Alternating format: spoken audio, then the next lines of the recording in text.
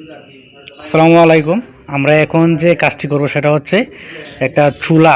সবাই এটা চালাতে পারে না, অনেকে বিপদের সম্মুখীন হয়। তো এই চুলাটার নাম হচ্ছে ইন্ডাকশন কুকার, যেটা হচ্ছে স্টিলের পাতিল ছাড়া সেটা অন হয় না। আমরা এখন এটা চালিয়ে দেখাবো কীভাবে চালাতে হয়। তো ভাই আপনি একটু শুরু করেন, কীভাবে প্রথম থেকে শুরু করেন, কেমনে চালাতে হয়। প্রথমে কি মাল্টি প্লাগ লাগাতে হবে? মাল্টি প্লাগে, হ্যাঁ হ্যাঁ ঠিক আছে, লাগানো শেষ। ঠিক আছে, এখন আমরা কি করব, পাতিলটা দিব, তাই তো? পাতিল দিলাম। এখন এখানে যে অন অফ বাটন লেখা আছে, এই যে বাটনটা অন অফ লেখা আছে, এখানে একটা চাপ দিতে হবে। চাপ দেওয়ার পরে এই যে দেখা যাচ্ছে আমাদের এখানে এটা আসছে, কিন্তু ফাংশনে চাপ দেওয়ার পরে ওইটা হচ্ছে কি তাপ দেওয়া শুরু করছে, যে আমার এখন এটা পাতিলের পানিটা সেটা গরম হবে। আমার চুলা এখন বর্তমানে চলতেছে।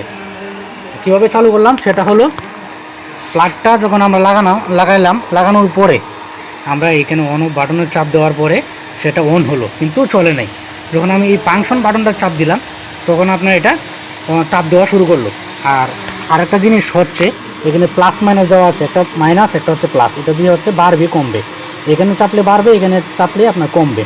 আবার আরেকটা জিনিস করতে পারি, সেটা হচ্ছে এই যে দাগগুলো দেখা যাচ্ছে, সেই দাগগুলোর উপর দিয়ে যদি আমি প্লাস মাইনাসের দিকে নিই তাহলে বাড়বে আবার কমবে।